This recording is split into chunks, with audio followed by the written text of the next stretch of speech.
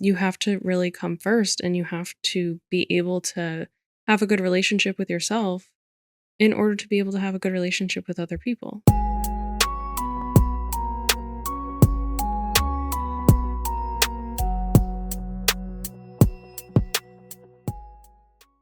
Welcome back to the Illuminated Path. This is episode 73, take 3. What are we talking about today? We are talking about love because the day this episode comes out is Valentine's Day, and so we figured we would talk all about love, self-love, love in relationships, like romantic ones, family, friends, even your community. So Yeah. let's talk about it. All And right.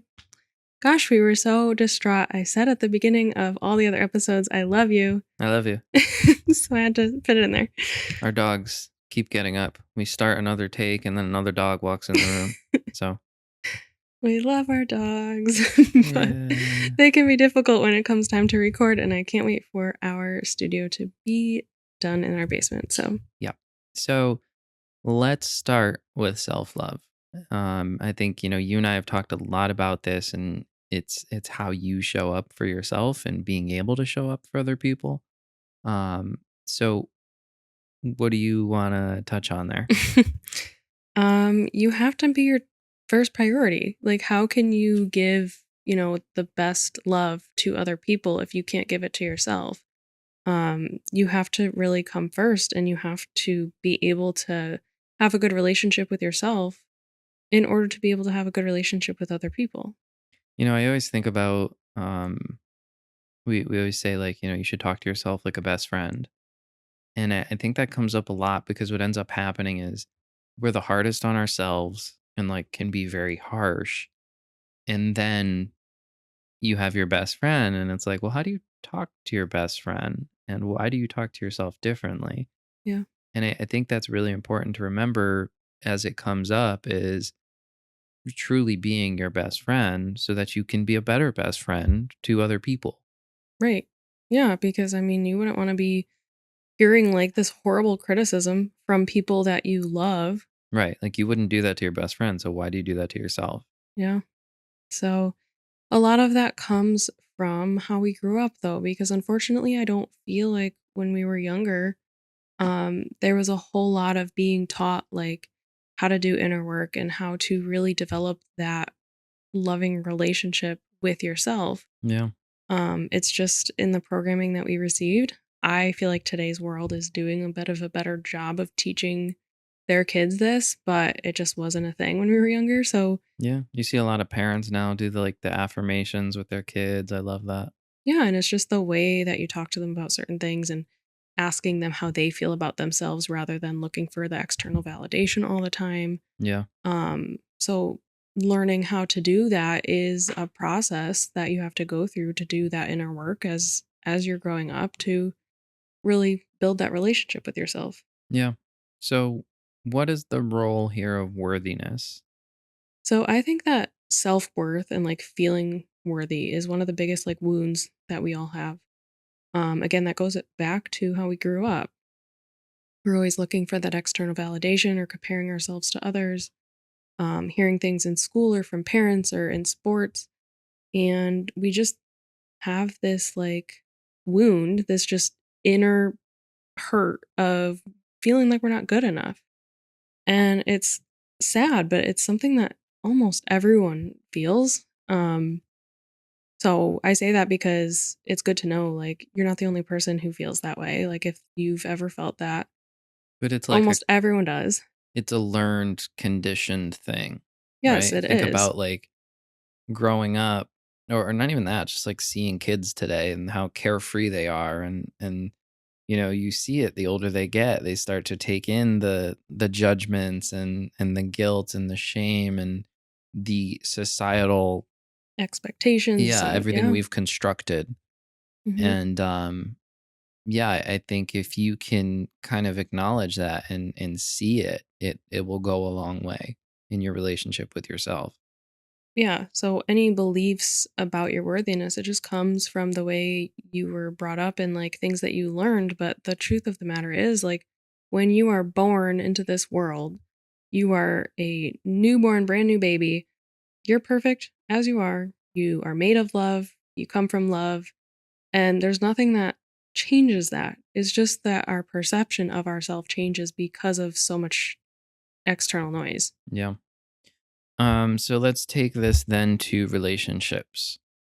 So the point that I wanted to make about this was I think it was I don't remember who it was. It was some like philosopher or somebody like in higher consciousness circles or something like that, right? But they were saying that a lot of like single people are like, why haven't I found my person, right? And so the point he made was that finding your partner is a manifestation process. And he said that most people who are single and struggling to find their person haven't found their person because there's no alignment between who they are and who they want to be with. And they said, so you need to be the person that you would want to be with and Right. actually embody that and be that person.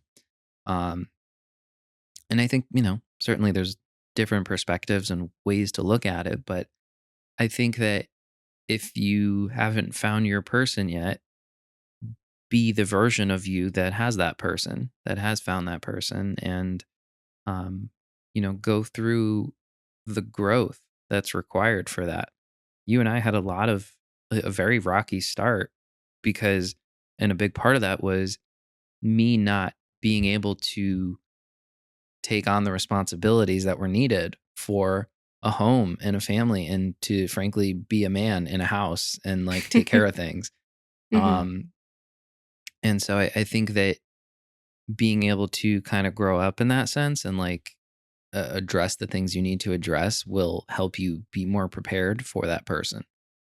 Yeah, absolutely. I mean, if you're saying you want somebody who is this healthy, outgoing person who has hobbies and travels and um Yeah, then you got just to do those things. yeah, like whatever it is. Actually, like this whole conversation just real quick reminded me of an episode I heard from Christine Hassler, who's one of my favorite like life coaches.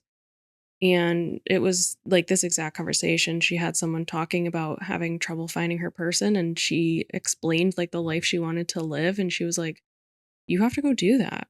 Like Yeah. she wanted to be someone who traveled and was with someone who traveled. And she's like, okay, well, you have to be that person first Yeah. in order to then attract someone who's actually going to be like in alignment with you. You can't just like wish it and imagine it and then be like, well, when I meet that person, then I'll change. Right. And I think that's an important distinction too when you talk about the manifestation process is like there's a very big difference between wishfully hoping and thinking about something and actually working toward manifesting it, having a plan, living in it, having those feelings and actually going and doing the things and maintaining the belief about the outcome and what you're trying to achieve.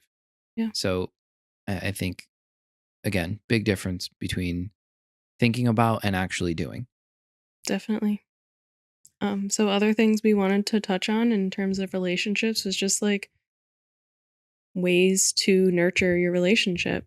Mm, Communication is the first one, which honestly, I will say go listen to our last episode. We talked all about communication, and I feel like that is very helpful in terms of how to communicate better, how to come across better, how to understand your partner better. So, yeah, I mean, communication is just something that you're always going to be working on in relationships. yeah, and I think too, we didn't like it wasn't like a deep dive on communication, but I think I'd add to that big difference between what's the phrase? Speaking to respond and speaking to listen, Hmm. or listening to respond and listening to understand. Yeah.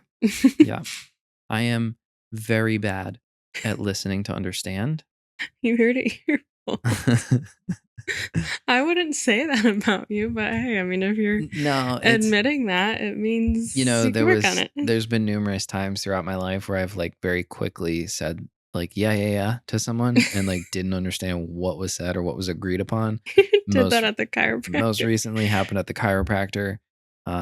He was like, "Hey, I'll go adjust you in the other room," and I was like, "Yeah yeah yeah," and I thought he was saying like I got to go take care of another patient, and he just stood there and he was like, "So we're gonna go," and I was like, "Oh, you mean me?" So, It's funny because sometimes I can tell when you you do that yeah, because you I, could like, tell. know you so well, and "He didn't understand what you just said." Like, I just Yeah, yeah. straight up said it. So I think that's a big thing I'm trying to work on, and not, like, just respond so fast. Um, but yeah, I think you know, it's in the approach to your listening and your communication. Um, I think that's very important. Yeah. Appreciation and gratitude are big ones. We love this one. Yeah. I think we do a really good job of saying thank you to each other all the time Mhm. for even, like, the small things, you know? Like, if, for example, I forgot to wash a few dishes in the morning before you get the dogs their food, and so I, like, try to, like, get those done for you beforehand, you're like, "Thank you," and Yeah. it just, like, it really is nice to feel appreciated for the small things. I mean, you and I have built so much of our relationship on like being able to look at each other and say, "Thank you. I appreciate that you did that." Mhm. Um, and I think that, as the years have gone on, it's really it's been very helpful in knowing like things aren't overlooked. It's not just, I appreciate that you did that thing. It's like I recognize that you did this Yeah. for us. And I think that's been a very valuable aspect of our relationship. I think it's such an important part to relationships. I've seen people talk about, like, "Oh, well, I don't thank my husband for doing things like his chores, Mm, like laundry, garbage, whatever." It's like, "Ho what?" Just because it's, like, yeah. their responsibility and their chore, like, sure, if you miss saying it one time, okay, like, not a Well, big no, it's deal, not like whatever, we're but saying it constantly to each other and like every little thing that happens in the house. I appreciate you. It's just like, when you notice it, when you recognize it, when you're able to be more present yeah, and be like, "Thank you for doing that. I yeah, appreciate you." Just it makes you feel good about what you're doing and just also like that the mundane tasks of living and when you're not really connecting with each other or feeling like the love in that moment yeah. that And I you're mean, able to express it in a different way. I think that's important too, is like you're not always constantly feeling the love in, when the house is a mess and you got to pick it up and we're like frantically running trying to clean everything. It's just like, at the end of the day, like, and we've done that. We've had a scramble to clean the house, and like maybe I'm in the living room and you're in the kitchen, and then after we're like, "Hey, I appreciate you everything you did in the kitchen." Like, it's not like for every little thing, and it's not. Yeah, we have like agreed upon responsibilities, but I think like, I think about the garbage. I usually am taking that out at like 9, 10 o'clock at night, and I don't ever feel like doing it. So it's the end of the night. We got to get the garbage bags. I got to dump the recycling and everything and put them in the bigger bins, take it down to the street. But like you usually say to me like, "Hey, I appreciate that you did that." And I think it's just like, no, I don't need the praise, but you recognize that I didn't feel like doing it and I made sure it was done for our home. Yeah. So, I think a little goes a long way, pretty much. Yeah. I mean, that goes along with my next point of like working as a team, and Mm, that's how you do it. Like, I think that's part of it. Sharing your appreciation and gratitude and, dividing and conquering. And um, it feels good to be recognized yep. for that. And, we said it the other day, like you were just saying with cleaning, we had like a big mess to clean up and we were both so tired and we just like got through it. And Yeah. then afterwards at the end, we were like, thank you. Like we said it to each other. We were like, I know that wasn't fun, Yeah. but we did it. I think that's such a big one because like working as a team because you and I have an unwritten rule in our relationship, um, kind of written, but we don't call each other names. No, We never have, no. and um, Except when you were joking the other day and thought you were real funny. so I mean, like I don't. I think this podcast kind of shows you like the way we talk to each other, Yeah. but the there's times where it's just so out of character that the other person's joking. And we were talking the other night, Kate just looks at me and she goes, "Shut up." And I was like, "Excuse you." Um, Which I've never said to you. no, it was the first Like, time you've ever said that to I me. mean, I might have said it joking before, but like, I have never Yeah. said it in a serious way ever. No, and I think that, to kind of circle back to my point, it's, working as a team, I think is really important because you are a team and this is the teammate that you've chosen in your life. Um, for your home, taking care of your house, for us, our businesses too. Running a family, our dogs, having children, whatever it is, you have this partner. Mhm. And I think you got to be a good team player. So it's not just you, it's understanding how to be on a team. Yeah. All right, what else? Um, Relationships. Just, this one is definitely a known one, but just setting time to be present with each other. A date night, time where you're disconnecting. This month we're going to Florida Yep. to celebrate my birthday and to get away from this awful cold. And I said to John, can we both kind of delete our social media apps, not bring any games and all that? We did Yeah. that on our honeymoon, and it was one of my like just most favorite things ever. And it's helpful for me too. It's not like I'm trying to say, oh, for you to not be on your phone or on your games or whatever. It's like I know that I'm on my phone and it's something that's a habit. So, I think you and I just, not that we go crazy, but I think like once we sustain the like little doses of it for long enough, we get burned out with it. And we're like, all right, I need a hard reset. yeah, So, so it's like intentionally we're taking a trip and intentionally deleting those distractions so we can be really present on like we're taking a vacation. This is a yeah. memory that we're building. And like we're going to be with each other the whole time enjoying our vacation. So, And I think that's something too is like it doesn't mean we don't have our phones out and don't take a picture of something. It means that we don't spend that present moment of trying to go think about a caption and post it and right. go through the whole thing because it takes away from the experience so much. I think, to your point, it's much more valuable to be there and be making that memory. Yeah, we'll share it later Yeah. if we want to. Yeah. I mean, when we got back from the honeymoon, I kept all my notifications off. I got the social networks back, but it's great. Except when I log in sometimes and you've sent me like 15 reels. Coming from the guy who sends me way more than that. Anyways, setting time aside for date night.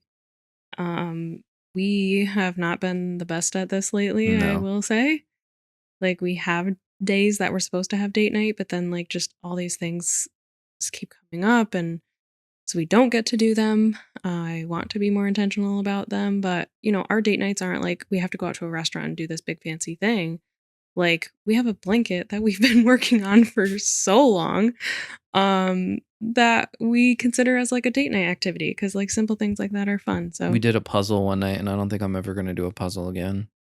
we just need one of those things where you can like stop and put it away and Yeah. hide it Yeah. till next time. Because when you take out a puzzle and are supposed to do it all in one night, stressful. Our chiropractor is doing a 1,000-piece puzzle. He said he's been at it for like a few weeks now. Yeah. That's crazy. But we That don't does have not like an sound fun. extra room for that. So, Yeah. anyways, Anyways, um, yeah, anything else on that? understanding your partner's love language. Yeah. Um, I think you and I don't know. I feel like we're different, but we're also the same. I think our top three are pretty similar. Yeah. So it's not like crazy. And neither of us Except has I like like, gifts way more than you do. yeah, but that's not like one of your top, is it? Like, I don't No, maybe. I don't know. really. Yeah, you're just not giving me any gifts. Wow. Okay. No, but I think, like you and I really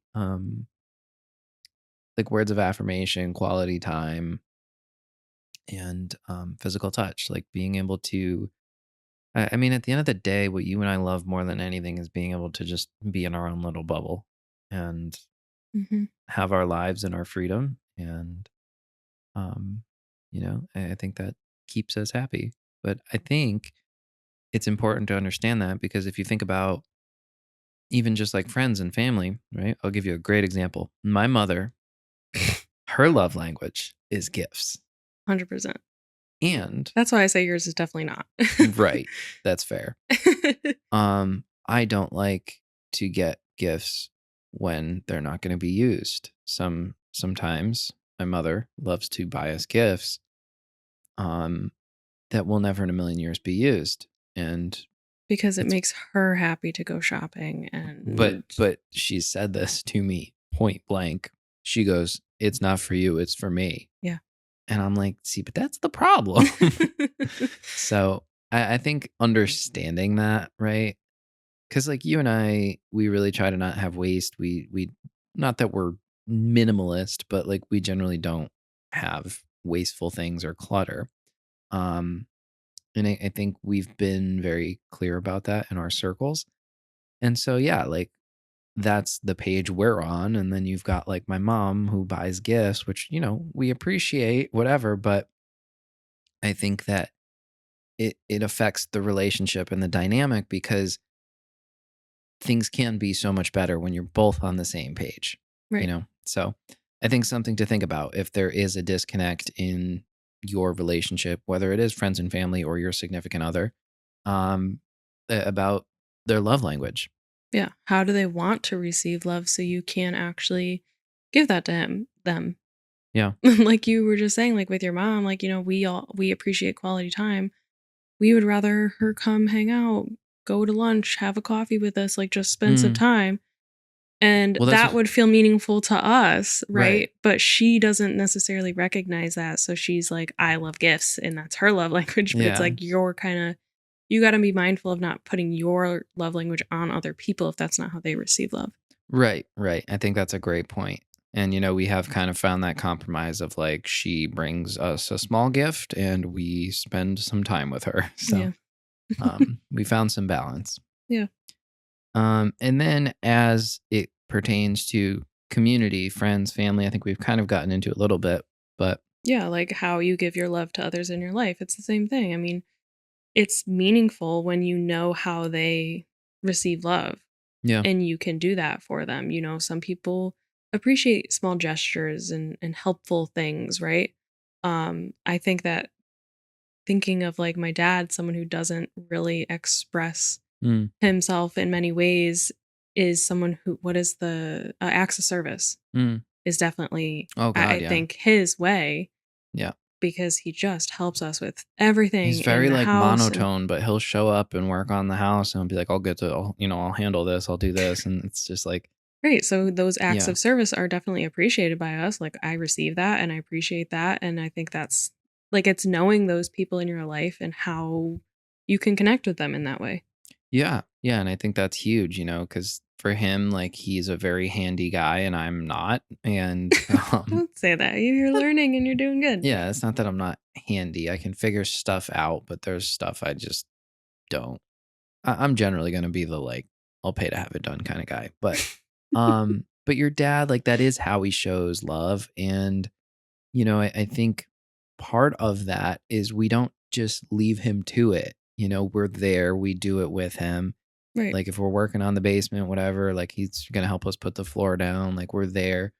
And I think part of that is we're getting our quality time and he's, doing his acts of service and that is how we're all connecting and sharing the love, so to speak. Yeah, you make it work. I think my Yeah. mom's pretty good on acts of service as well, actually. So Yeah. Yeah, she's been absolutely. helping us paint, Yep. and we will take her painting skills. Yep.